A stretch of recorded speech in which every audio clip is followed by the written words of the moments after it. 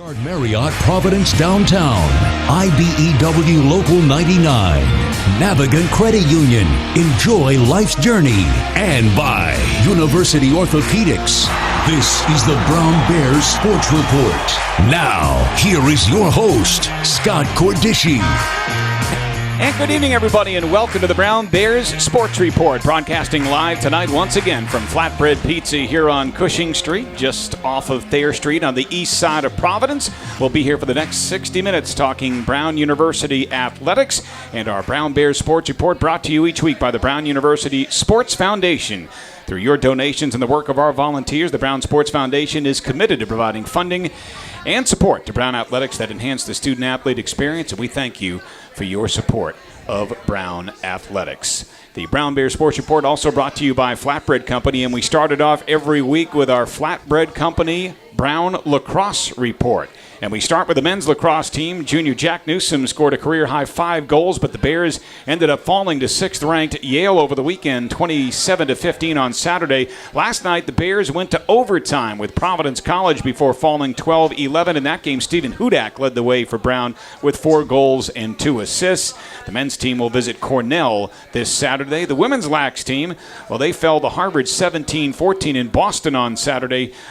Junior Caroline Zaffino led the Bears with 3 goals and 1 assist. The Bears will visit Columbia this Saturday. Well, starting us off on the Brown Bears Sports Report tonight is the head athletic trainer at Brown University, Russ Fiore. Russ, how you doing tonight? Great, Scotty. How are you? And you brought someone with you, the former director of sports medicine at Brown, our good friend Frank George. Frank, how are you? Doing very well, Scott. Thank you. Well, Frank, thanks for stopping by. It's great to have you both, and there's so much to talk to you both about. Russ, I want to start with you in your 40th year here at Brown University. Unbelievable. So I'm just finishing up my 39th year. Next year will be my 40th. That's incredible. Yeah, great years. Great years. Great place, great people to work with. Did you ever think growing up in Rhode Island, and I know you went to school at the University of Rhode Island before going to grad school at Arizona, and then you went to Northeastern as well, but that you'd wind up back in your home state working at Brown University or any local college for that matter for this amount of time? Yeah, I really wanted to stay close to home. I wanted to stay in Rhode Island, and very, very lucky that I ended up at Brown University. Frank took me in. I had met Frank and Eddie Jamiel as an athletic trainer when I was at Northeastern, and got friendly with these guys, and they had an opening and asked me to come down, so it's been great. Frank, I've been to enough Brown athletic events to know how much this guy is respected and loved by everybody. I mean, you know, I hear student athletes, I hear coaches. Everyone thanks Russ at some point or another for what he's done for them. Terrific athletic training, very knowledgeable, always keeps ahead of the game and at the forefront of sports medicine and what's new, never afraid to try something new. Some people don't like to change. Russ changes. He has kept up with everything and really made us proud of him. And speaking of that, Russ, a new training room for you this year. How have you found your new digs in the OMAC? Oh, my God. What a facility we have right now at Brown University. If you haven't seen it, you got to come down. We'd love to show it to you. We came from a 2,800 square foot training room to now a 4,000 square foot training room, which is just state of the art. It's so well designed. We absolutely love. Every time I walk into my new training room, I smile. It's just beautiful. Frank, your impressions of the new training room? Oh, when I first saw it, Scott, I could not believe it, that Brown would build something so great for its athletes. It's the best athletic training room that I've ever seen, even at other schools. Not envious of anybody else or what they have. It is terrific. It really, everything new is in there. It's in there. Frank, like Russ, you spent what seems like a lifetime at Brown. Right. 38 years for you. You came in 1966 and you retired in 2004. Right. You must have liked it, let's put it that way, to stay at one place for that long. Loved it. Russ mentioned it. The people we got to work with, the athletes and students we got to know, just couldn't have been nicer, couldn't have been a better life. For me, for my children, my family, just great. And this guy's a Hall of Famer to your right, Russ. In 1991, inducted into the National Trainers Hall of Fame. Yeah, he was president of the NATA. I grew up watching Frank George at the podium talk to the National Athletic Trainers Association. So He's been there, done that. I mean, there's nothing anyone's done better than he's done. You guys talked about I started things out. I always stayed ahead of the curve. Frank was the man. When he worked, he was the man. He knew everybody. He just knows exactly what to do, when to do it. And I tried to get as much as I can from him, and I'd say I got about 50% of his knowledge. He kept the other 50%. He won't show it to me. He won't tell it to me. Well, Frank was sharing a story with us off the air before we came on, which I found very, very interesting. You served as athletic trainer in the 1976 Winter Games in Austria, and then 4 years later in Lake Placid in 1980, you were the supervisor of the trainers for the United States Olympic team. That must have been fascinating, serving those two Olympic Games. Great experience. Got to meet people from all over, not just the country, but all over the world. Made lots of new friends. It was just a great experience. And I have to ask you, were you in the arena when the Americans beat the Soviet Union in men's ice hockey? I was there, Scott, and I had my entire family there.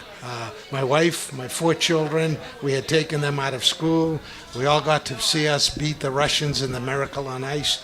Definitely one of the highlights of my career. Was it as chilling? It had to be more chilling to be there live as opposed to watching on TV. That's one of the greatest sports moments, if not the greatest, in this country's history. No one in the arena sitting down. Everyone screaming and yelling. We must have been 6 inches off the floor, just with enthusiasm and yelling and screaming, and it was just wonderful. Russ, I want to bring it back to Brown, and you've kept me wildly entertained over the years with some of the stories that you've told, be it in your years, traveling with the men's basketball team and former coach Glenn Miller, or you've been with football for all these years too, and you tell me, oh boy, this kid was as tough as it gets. But is there anything that sticks out to you in your 39 plus years at Brown? Any moments that stand out above the rest? The one moment that I think of, and you guys were talking about the greatest event, the Olympics and everything, when we beat the Russians, the USA beat the Russians. But that night when we played Yale in football, and we had that home game and beat them under the lights, that was just an unbelievable. The Harvard game under the lights, the first ever night. I'm sorry. Yeah. I mean the Harvard game. Yeah. It was a tremendous game. Just 17,000 people there, screaming for Brown. Our kids are playing great. They're totally psyched up. It's one of the best nights I've ever had in sports. Frank, how about you? In all your years at Brown, were there any particular moments that stand out above the rest? I would say the day we won the 1976 Football Ivy League Championship. Scott, we had come from so far down to be so far up. It was just terrific. That's for me. I know maybe I'll get shot around the country, but that for me was as big a thrill as the Miracle on Ice. That was a miracle. To me, it was a miracle. Russ, I love some of your stories about the infamous Glenn Miller. The coat would come off and it'd fire it at you, right? When he wasn't happy with the officials. You never knew it was. You knew it was coming, but I didn't know when it was coming. So you always had to be on edge. Talk about some of the great athletes that we've had come through here too that you've treated, and I've heard you talk about the toughness of guys like Sean Morey or James Perry or Damon Huffman. So many different athletes, and now I look at a young lady like Taylor Will and how hard she's rehabbing to come back from her knee injury. But you've treated a lot of terrific young men and women in your years here. Yeah, we've got some tremendous athletes at Brown, great kids, and tough as nails. It starts back with, I can remember Steve Jordan, just a tremendous athlete. We've had Zach Diassi, the kids that went to the pros, Sean Morey, like you said, Jimmy Devlin, oh my God, how can you get tougher than that? No one's going to ever get tougher than him. I mean, if you say, Jimmy, could you do me a favor and knock that wall over? In 2 seconds, it's knocked over. Just great kids and tremendous toughness. How much have things changed in your profession over the years? You talked about it earlier, how Russ has done a great job of adapting to the times and changing and not staying the same. Well, the changes have been tremendous, especially with concussion protocol. That's been a huge change. The size and the speed of our athletes, huge change. They're 50, 60 pounds heavier now and faster than they were 4 decades ago. How can that be? Conditioning, we didn't condition like the athletes do now, year-round conditioning.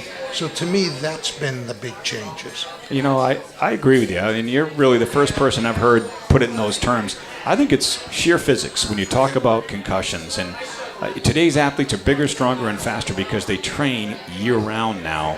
Where, you know, back in the 70s, I remember growing up as a kid, I'd look at the offensive linemen for the Patriots, and they'd all be like 250, maybe 260 pounds. Right. Now offensive linemen in the NFL are 320. And you've got defensive linemen that are 280 that can run sub-5, 40 times. So I agree with you. Yeah. Would you agree with that, Russ? Absolutely. No, we've looked at this many times. Our kids, most of our kids now, they're very, very close. Our offensive linemen are close to 300 pounds.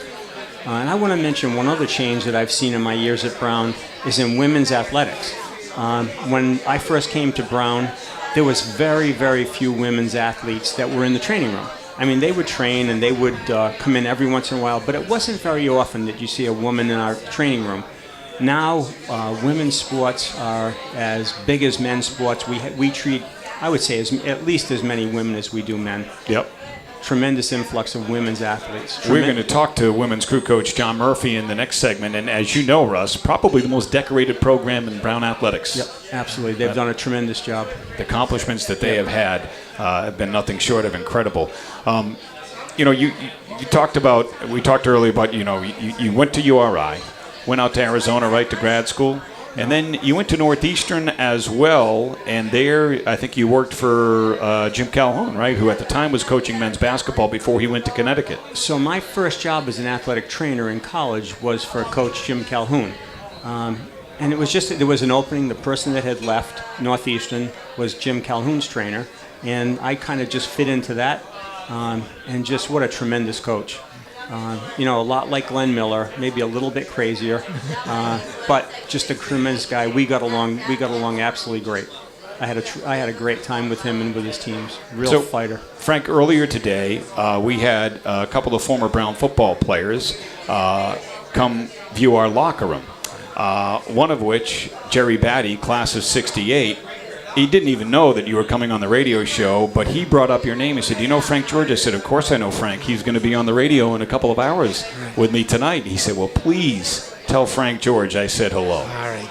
What do you remember about Jerry Batty? Terrific linebacker, Jerry Batty. And in those days, like Russ said, how things have changed, also a great lacrosse player. Really a terrific kid in the middle of a melee with the Cornell lacrosse team that cleared the fields. But Jerry, terrific athlete, terrific student, lawyer now here in town, and just a great guy. You know, you just brought up a great point, and he talked about how back then he played football and lacrosse, and I've always been a huge advocate because this is the way it was when I was in high school. I played football in the fall, I played basketball in the winter, baseball in the spring.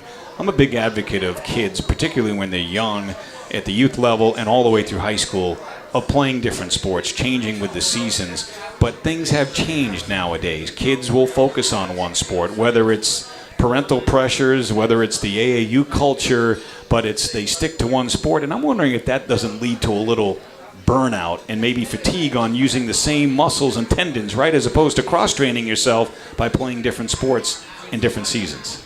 Yeah, I'd say it certainly leads to better players in the sports, at their sport, the sport they're playing.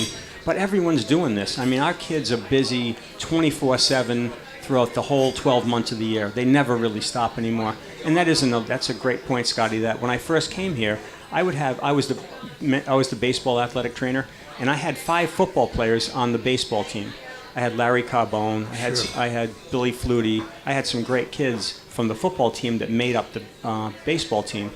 We had lacrosse players back then that never even played lacrosse until college, and they were all Americans. Yeah. So Farnham, Dom Stager, for one. Stager. Great football player, great lacrosse player. Wow. Jerry Batty, another great football, great lacrosse. and I really think now if you don't stop playing lacrosse by the time you're 6 or 8 years old, it's just not going to happen. That's a good point. I want to talk to you, too, about some of the new things in the new training room and some of the new features. You get those 2 cold plunge tanks, one of which I guess can be cold or also a hot tub. But, I mean, that's a big change from probably, Frank, years ago when you just put ice and water in a plastic trash can and you had athletes stand in that to kind of get their muscles back going. Right. So at the last minute, I had 2 cold plunge tanks because we never really used heat. So at the last minute, my staff gave me some information saying we really should have one of these hot. So I said, okay, we'll change it. Let's make 1 cold, 1 hot. So, and they did. They were very nice. We all changed. And then when we started this year, August 1st, we moved in, and we had 2 colds, because all I use is cold. And then at the end of the football season, I said, let's change to hot, and let's just see what happens and, see if the kids like it. I think someone would shoot me right now if I tried to go to 2 cold. I have so many kids in that hot plunge tank. They love it. They absolutely love it. Tell me about this Alter G machine, too. This is new technology that I guess can help athletes maybe begin the rehabilitation process earlier than they normally would. So the Alter G is a treadmill that unweights you. So you get into this shroud, you put a little bib on that hooks you up to the treadmill, and it fills up with air.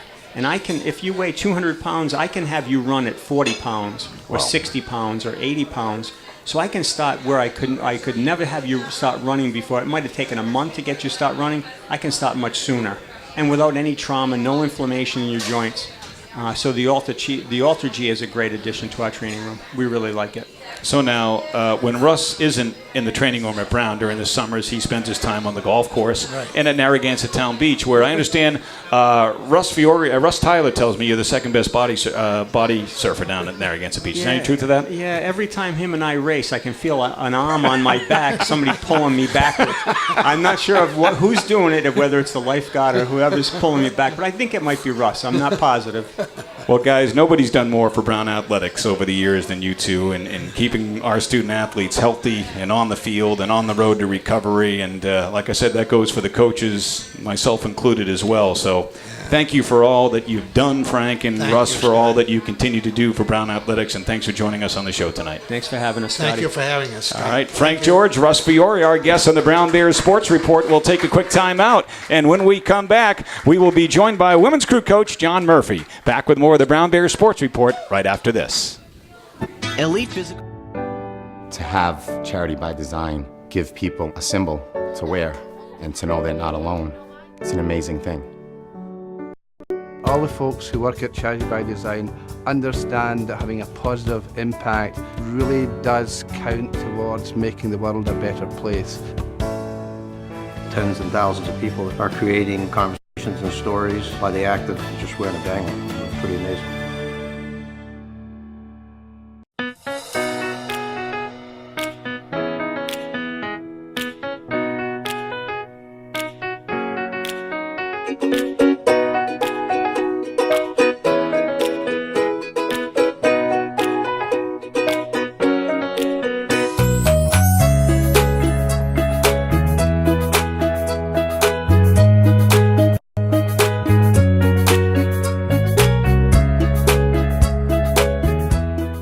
To deliver the highest quality of care that Brown athletes really require and should have, we assembled a team that I think is second to none. Over 20-something years, it's become quite a team. We cover everything head to toe. And this is sports medicine at its highest level and at a very fine level. So we have great rapport with the student body. We interact with them on a daily basis. I think it makes me a better doc to be able to not just take care of football and basketball and hockey and all the other sports, but some of the more unique sports, like fencing, crew, these sports that have as well amazing athletes, and you get to learn about the sport. And really, a good sports medicine provider needs to know the sport. They're great people to be around. It's fun to be in the locker room. It's fun to be in the training room, and especially fun when I could be on the sideline watching the game, enjoying the game, and I see no injuries. So that's my best day on the field.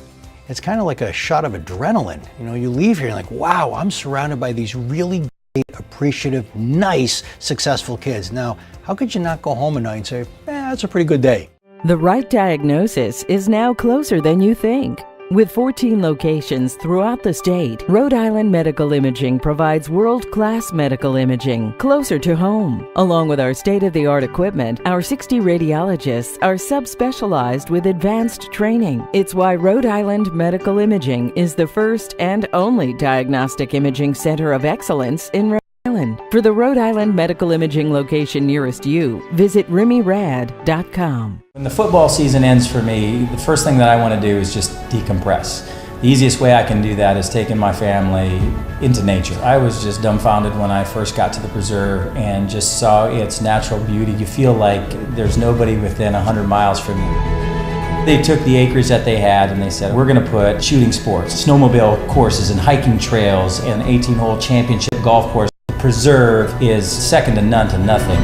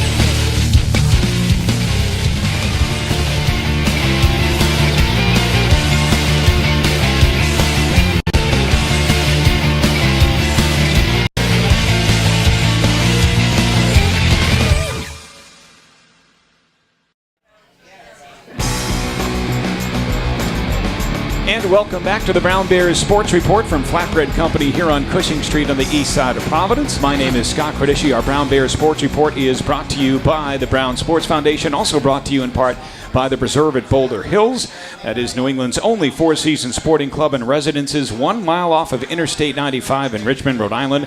Limited memberships and residences are available. Visit thepreserveri.com for more information. Well, it gives me great pleasure right now to welcome to the show the women's head crew coach here at Brown University, John Murphy, and one of his captains, Cicely Madden.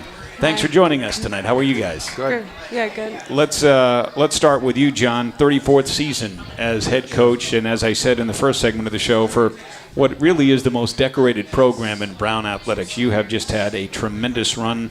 What has been the secret to your program's success?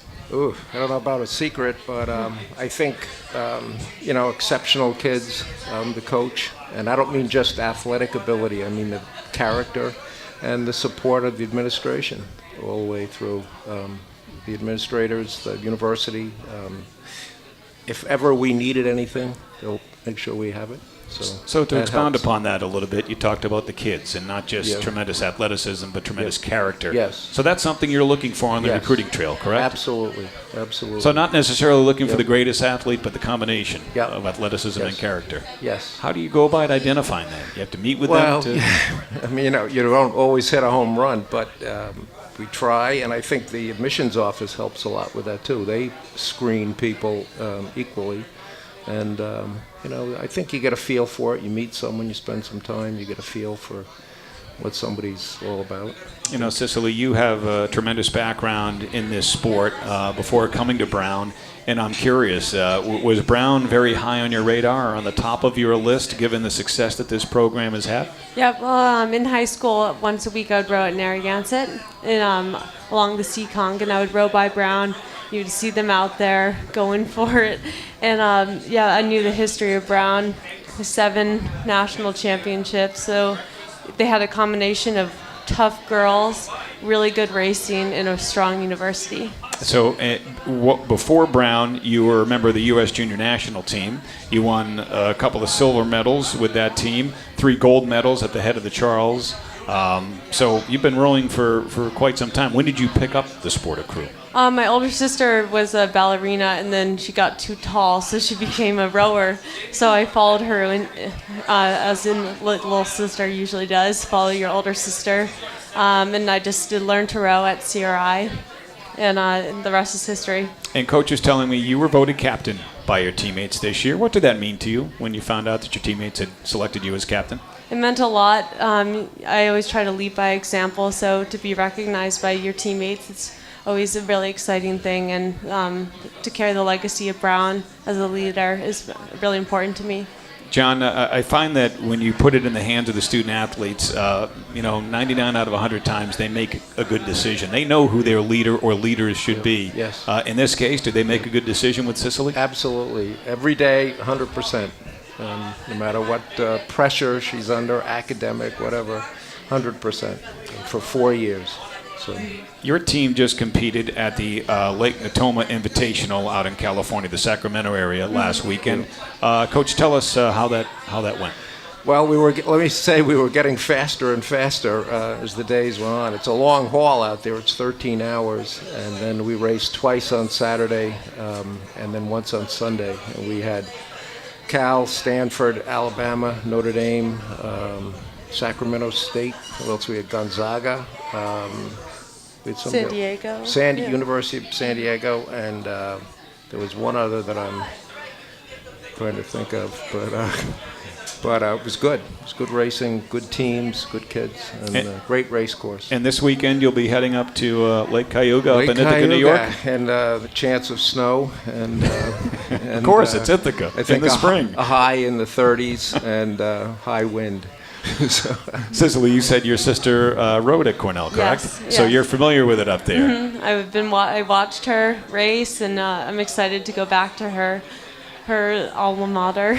I'm curious as to what maybe your favorite spot or favorite spots are to row in the league. Do you like it here on the Seekonk River? Do you like heading down to Princeton? Do you like going up to Ithaca, the head of the Charles?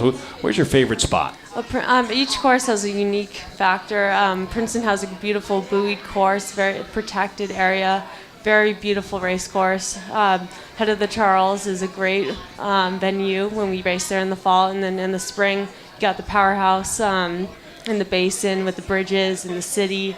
And I love when we race at our home course with the industrial background, the grit. Yeah, it's a great venue. John, we talked earlier about the success that the program has had on your watch. 7 NCAA championships, 9 Ivy titles.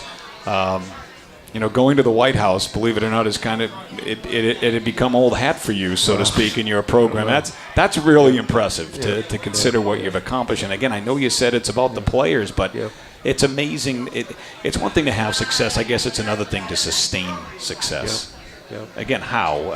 Well, we sustained the classes, the people coming in. We continued to, bring in the really good people and to make it work. Once you got the program to the level that it was at, that elite level, did it become more difficult? Did you and your program have the proverbial bullseye on its back? Everybody's gunning for Brown, so to speak. You getting everyone's best shot? Yes, we get the best shot. But and then you have to keep adapting as things change. You have to keep changing with them and stay up with the times and the competition.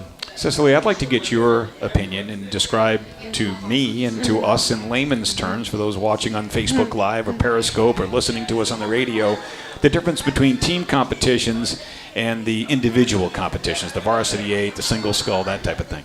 Oh, well, when you're in 8, you got the 8 fast women and the coxswain, and there's nothing like the speed of an 8. And everyone's working together all at the right moment. And I think the upperclassmen always pass that down when we come in as freshmen and you learn from the program and how Brown works. And when you're in a single, it's just you in the boat. You're the only thing that will get you down the course. So you got to keep it together, keep the technique, and always push forward. Coach Murphy, this is a fall and spring sport, so not a lot of downtime, right? There's always something going on. Yes. So when do these young ladies have their downtime or away from the sport? Downtime in the summer, that's their fall. With that, we leave them alone. And then in the winter, when we come off the water in early November, and then we're down to 6, we're only allowed 6 hours a week with the NC2A, and then it's exam week and reading week, there's nothing. So there is a long period in there when they can have some time to And themselves. then when do you pick it back up in the winter? We go to Florida right after New Year's, right about the first. Is that right? For 2 weeks. We have 2 weeks down there, which is great, and great chance to get some good miles in. Cicely, you're from nearby Weston, Massachusetts, not a far trip to Providence from Weston, Mass. You talked about as a kid, rowing over on the Seekonk River and heading down to Narragansett. So I'm curious, were other schools recruiting you for this sport, and what ultimately tipped the scales in favor of Brown University in your eyes? Yes, I was looking at other schools. But there's something about Brown when you're sitting in that office and you see the pictures of all the alumni that rode there. And John could point out who was who, and like from 20 years ago, and you knew that it mattered and that you were there to row on a strong university and program that cared about you. John, I would be remiss if I didn't bring up your wife, Phoebe, associate head coach, who's worked alongside you for so many years. That in itself is a great story as well. How did that all come about? No, she was coaching when I came here, and one thing led to another, and we've worked together all these years. But it's something where it's all about the job. When we come in the gate in the morning, it's all about the job. I can't even ask her what's for dinner, and that's the truth. It's not. She doesn't want to hear about it, and we're not competing against each other. That's the good thing. Both of us want the program to succeed. So, sometimes assistant coaches want to be head coaches, and they're working, and we've never had that. We've both been on the same page always. So some might say, with tongue planted firmly in cheek, that the key to a successful marriage is time apart. You're turning that adage on its head. Yeah. You guys are together all the time. Yeah, no, it's true. It's true. That's great.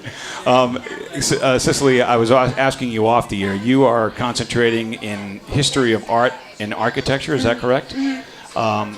How do you hope to apply that upon graduation? What would you like to do when you graduate from Brown this spring? Well, I think with art history, you learn a lot of how to analyze things and how to apply that. You can apply that to anything, and how turning art history into real time.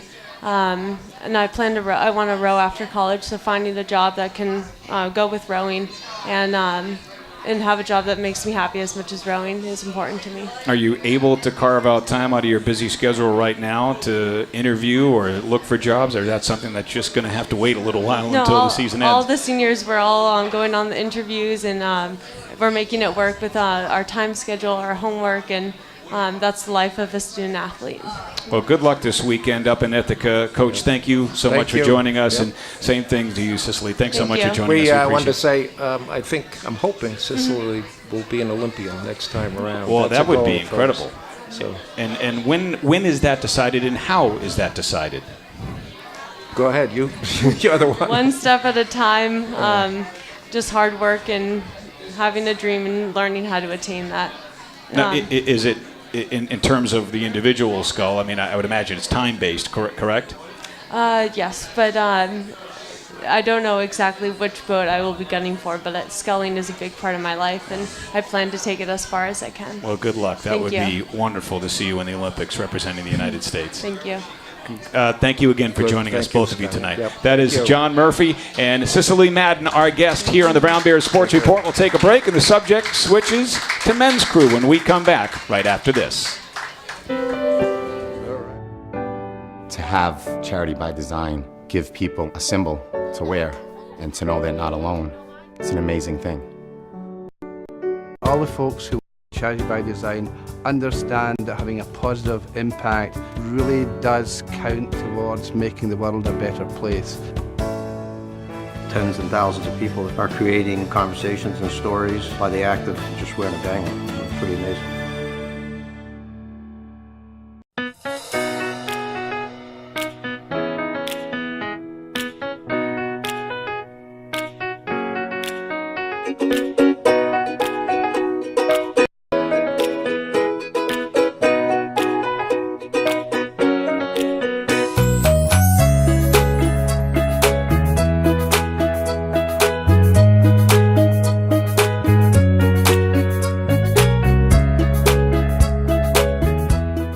To deliver the highest quality of care that Brown athletes really require and should have, we assembled a team that I think is second to none. Over 20-something years, it's become quite a team. We cover everything head to toe. And this is sports medicine at its highest level and at a very fine level. So we have a great rapport with the student body. We interact with them on a daily basis. I think it makes me a better doc to be able to not just take care of football and basketball and hockey and all the other sports, but some of the more unique sports, like fencing, crew, these sports that have as well amazing athletes, and you get to learn about the sport. And really, a good sports medicine provider needs to know the sport. They're great people to be around. It's fun. Locker room. It's fun to be in the room, and especially fun when I could be on the sideline watching the game, enjoying the game, and I see no injuries. So that's my best day on the field. It's kind of like a shot of adrenaline. You know, you leave here and like, wow, I'm surrounded by these really great, appreciative, nice, successful kids. Now, how could you not go home at night and say, that's a pretty good day? The right diagnosis is now closer than you think. With 14 locations throughout the state, Rhode Island Medical Imaging provides world-class medical imaging closer to home. Along with our state-of-the-art equipment, our 60 radiologists are subspecialized with advanced training. It's why Rhode Island Medical Imaging is the first and only diagnostic imaging center of excellence in Rhode Island. For the Rhode Island Medical Imaging location nearest you, visit RimyRad.com. When the football season ends for me, the first thing that I want to do is just decompress. The easiest way I can do that is taking my family into nature. I was just dumbfounded when I first got to the preserve and just saw its natural beauty. You feel like there's nobody within 100 miles from you. They took the acreage that they had and they said, we're going to put shooting sports, snowmobile courses and hiking trails and 18-hole championship golf course. The preserve is second to none to nothing.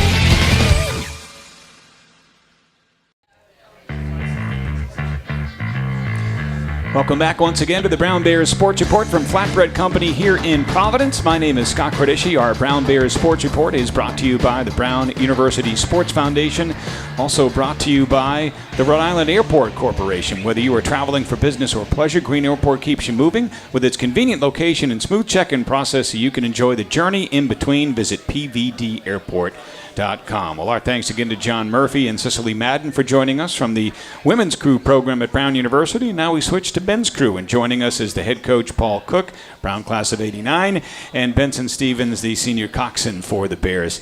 Gentlemen, thanks for joining us tonight. How are you? Good, thanks. Doing well. All right, let's, Coach, we'll start with you. Now in your, 16th year as head coach here, 6 years as freshman coach before taking over the varsity? Yeah, quite a few years. I haven't counted them up too much, but that sounds about right. Yeah, and fourth ranked nationally at the moment, and your team coming off a win against sixth ranked Northeastern in, I hope I'm pronouncing this, is it the Dreiss or Dressinger? The Dreisacacker. Dressigacker Cup. The Dreisacacker Cup, yeah. Okay. So congratulations on that. Tell me how that race went. Yeah, we had an early start to the day, so it was that's one of the challenges, was just getting the team up there and ready to go, because it was 5 o'clock departure and bus. So, but we got up there. The varsity race was one where we were able to get out pretty well and establish a lead early. And the crew got out to about a length lead by the 1,000-meter mark and held that through the finish line. And were there other schools in the competition? That was just a dual race. Just a dual race. Just the two crews, yeah. Okay. Benson, a senior, and we talked about it off the air, from Osprey, Florida, and you're the coxswain for the Men's Crew program. Tell us about the responsibilities of a coxswain. Right, so obviously I don't have an oar. Instead I have a microphone, and as soon as we launch off the dock, I'm basically telling the crew what to do, when to take strokes, when to move the boat, and then during practice I'm also trying to help out the coaching staff, teaching technical changes to the rowers, and then during races, executing the race plan. Usually you go into a race with certain moves that you have planned, like 10 strokes here or there that you're going to take that are supposed to be a little bit harder than the rest, or some sort of technical focus like that, and to make sure those are executed correctly and at the right time. And then off the water, just making sure everyone's feeling pretty good, staying on top of their schoolwork, running the workouts in the erg room, whatever needs to be done. But so it's a lot more complicated than simply steering the boat and making sure that the crew is in rhythm. Yeah, right? Sounds like there's a lot more to it than I just forgot that. the steering part. Yeah, I do that too. So. But again, that's my layman's view of what a coxswain does, right? Steers the boat, makes sure that the crew is in rhythm. But as you just explained, a lot more to your job. Yeah, steering's obviously a really integral part. Keeping the 60-foot boat straight with 8 guys trying to pull it one way or the next. In a sweep boat, they have leverage on the bow. The port side pulls the boat to the starboard side, and the starboard side draws it the other way. And sometimes it gets a little shaky, and you got to correct it.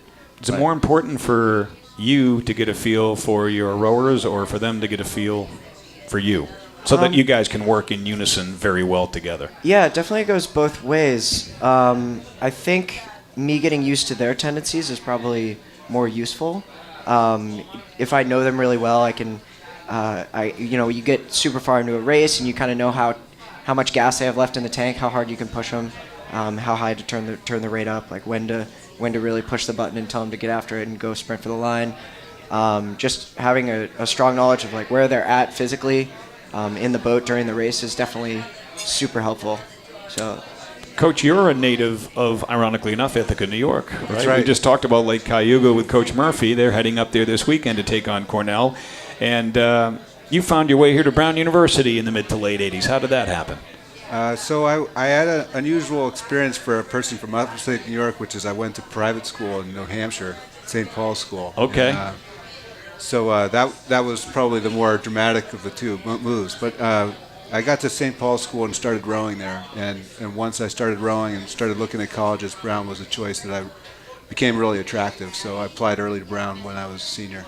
And not that you haven't left, but you've pretty much almost been here ever since, right? Yeah, I went away for a few years. I was in Seattle for a couple of years and back in. You were at your alma mater. I mean, you were in your hometown, I should say, at That's Cornell. Right. Yeah, I was at Cornell for 3 years. Right, yep. Before you came here to Brown? Yep. Okay. What did you do out in Seattle? So I wasn't sure what I was going to do after college. I was actually working for a beginning of the Bill Nye the Science Guy show, which was pretty fun to be part of. And then had the chance to start coaching at Green Lake Crew, which is a high school program out there, and then took the job as a freshman lightweight coach at Cornell. So when you were in college, did you have any idea or any inkling that you'd like to stay involved with the sport in terms of coaching? I wasn't planning on coaching when I was a student. No, it was not really even in. It wasn't really something I was planning on doing. And how about you? You're a senior, concentrating in BEO. Is that That's accurate? correct. Yeah, that's right. What would you like to do after graduation? I'm not exactly sure. I've been applying to a lot of jobs and that sort of thing. I actually had like a phone interview today for some business analyst job. So I'm looking into that. Also, I'm looking at potentially going and doing Oxford or Cambridge for like a graduate degree. They have the boat race there. Between Oxford and Cambridge every year, and that's one of the most challenging races as a coxswain to compete in because there's no lane and the river flows only in one lane, and it's just very intricate and challenging. And I think at some point I'd like to do that, but for a while I think I'd maybe just like find a job somewhere and then work for a couple of years, then go back and get a graduate degree sometime. Paul, I understand that Benson hasn't just excelled on the water for you, but also in the classroom. IRA All Academic last year. That's right. Yep. We have a good group of students on the team. I mean, I guess that goes without saying, but this group has been really strong in the classroom as well as on the water. And you coxed the boats to the bronze and silver medals at Eastern Sprints in past years here at Brown, correct? Mm-hmm. Yep. Can you tell, by the way, again, you're speaking to somebody who is, quite frankly, somewhat ignorant to all of the intricacies of your sport. We hear IRAs, we hear Eastern Sprints. Obviously, there's the NCAAs. Explain all the different races. So, men's rowing is not an NCAA sport. Its governing body is the IRA, which is the Intercollegiate Rowing Association. So the national championships in rowing are the IRA championships. Okay. And that's our ultimate goal. The Eastern championships are the Eastern sprints. That's the regatta that's also named as the Ivy Champion. The Ivy Champion comes from that event as well. So our first major championship is the Eastern sprints, and then if we qualify, we move on to the IRA championships. So there's no NCAAs. It is the IRAs. That's right. That's the equivalent regatta for us. Okay. Now, why wouldn't there be NCAA champions? Is there a reason for that? So I would say the try to make a long story short is that the women's rowing was named an NCAA sport about 20 years ago, right. And it was largely due to demands in Title IX. I think the NCAA, I think I'm speaking correctly, the NCAA looked at the women's rowing as a place where they could add a lot of women athletes to college programs. Right. And so when the movement came from the men's side to say, hey, how about us too, it was not received as strongly because it wouldn't help with Title IX. Right. So it is a conversation that's going on periodically, but it's not one that has advanced to the point where men's rowing is an NCAA sport. Benson, we talked earlier, you're from the state of Florida, Osprey, southwest coast, right? Yep. Between Tampa and Fort Myers Exactly. area? Yep. What was your experience, your rowing experience before coming here to Brown? Right, so I joined the Sarasota crew team as a freshman in high school. As a coxswain, I had some friends on the team.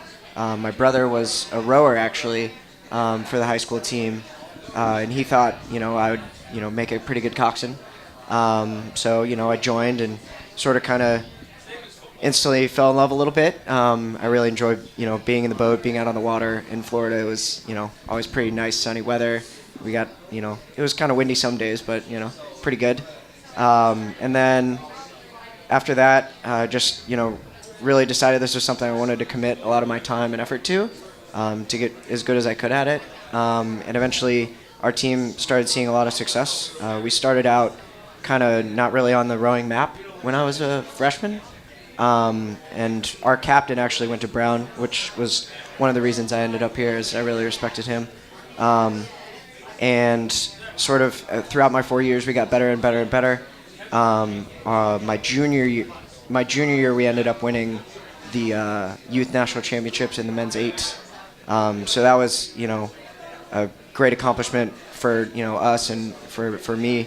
That was something we had really focused on for 3 years and grinded it out and got it done. And it, that was a lot of fun. It was a good time. That's really cool. And I heard you, kind of explain how you grew to love the sport and being on the water. It was really nice. But I can tell just by talking to you that I think you enjoyed the competition too, right? Yeah, I mean, kind of get the blood flowing a little bit. Oh, for sure. I mean, I love competing. If it's me against another guy, and whatever it is, I want to win. So, coxing is one of the things, one of the sports, one of the avenues for me to really do that in a really powerful, strong way. Lets me kind of be myself, I guess, and see success. Coach, take us through the recruiting process for your program. How does it work? Are you sent film or highlights or links to their film? How does it work? How do you identify your talent, and how do you ultimately offer kids and ask them to come to Brown? Yeah, well, first I'd say, just to say how hard our assistant coaches, Graham Willoughby and J.B. Chilnoki, work. And, of course, that's a big part of the job, is finding athletes and figuring out who's going to be the right person for Brown and who's going to feel like they're really at home here and want to be part of this program. And, I'd say probably the biggest thing we look for is just race results and which programs are strong, and then try to ask coaches about the people in those programs and get to know the coaches, get to know the athletes once we start to identify them. The watermark for rowing is usually the typical one or standard one is on the rowing ergometer,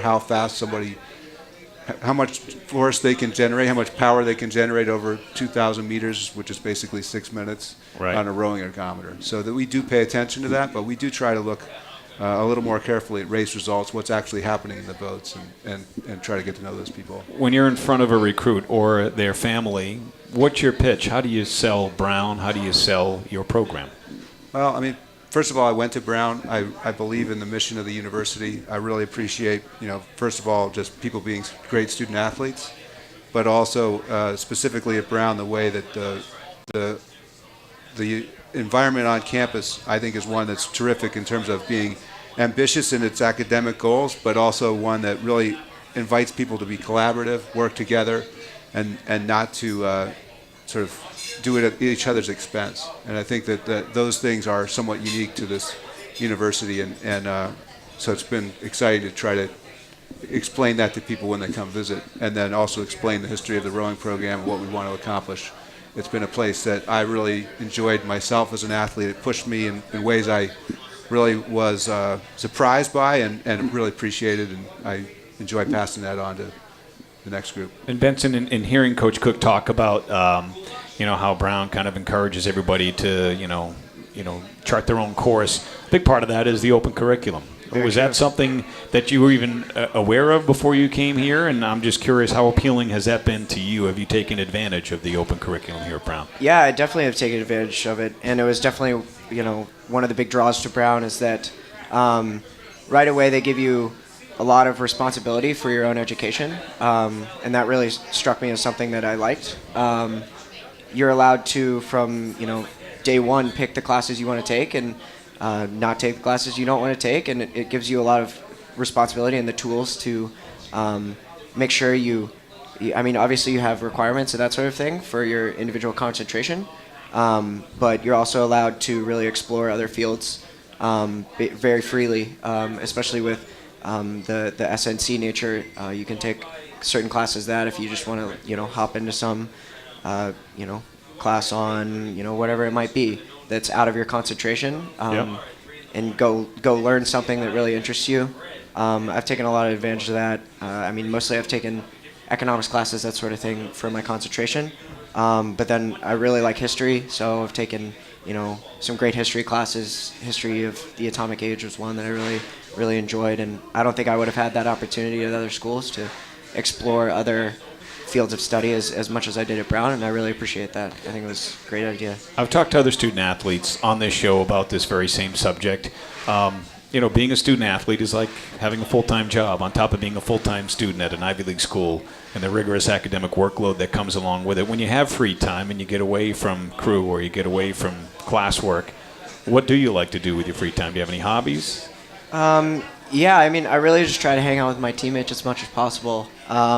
Rowing is one of those sports where you spend so much time together at the boathouse because of the nature of the sport. It's a training sport, so you just have to put in a ton of hours.